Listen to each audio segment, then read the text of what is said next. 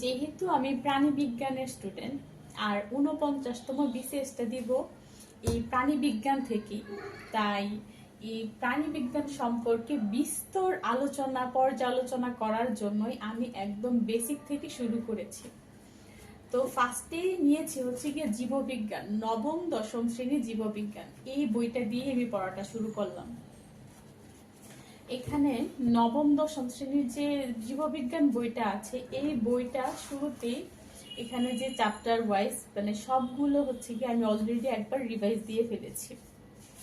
মানে এটা তো যেহেতু আমাদের আগে থেকেই পড়া, এটা পড়তে খুব বেশি সময় লাগারও কথা না, তো এটা একবার অলরেডি আমার রিভাইজ দেওয়া শেষ। আর হচ্ছে আমি ইন্টারের যে বই, ইন্টারের যে প্রাণী বিজ্ঞান বই, ওইটাও হচ্ছে কালেক্ট করে নিয়েছি।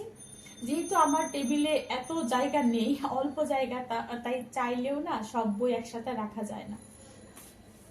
তো এছাড়া যে আমাদের যে অনার্সের যে বইগুলো, সবগুলো বই এখনো আমি কালেক্ট করতে পারিনি, তাই আমি অরাকলের ABCS প্রিলিমিনারি প্রাণীবিদ্যা বইটা কিনেছি।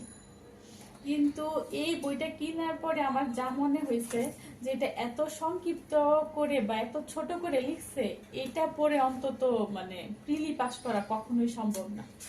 এখানে পেজ দেখেন, বইটা তো অনেক ছোট, অনেক ছোট, আবার এটার পেজ সংখ্যা মাত্র 304 পৃষ্ঠা আর কি, 304 পৃষ্ঠা পর্যন্ত আছে। আর এখানে খুবই মানে প্রত্যেকটা চ্যাপ্টার না, টপিক একদম খুবই ছোট করে দেওয়া, জাস্ট এক পেজ করে। প্রত্যেকটা টপিক থেকে 20টা কিংবা 30টা এরকমই প্রশ্ন দেওয়া। তো যারা হচ্ছে একটা ধারণা নেওয়ার জন্য মানে MCQ আকারে কোয়েশ্চেনটা কেমন হতে পারে, কিভাবে আসতে পারে, এটা জানার জন্য মানে আগ্রহী, তারা অবশ্য এই বইটা কিনতে পারেন।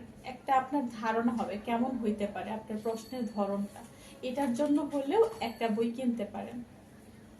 আর একটা বই পড়ে কখনোই প্রিলি পাস করা সম্ভব না।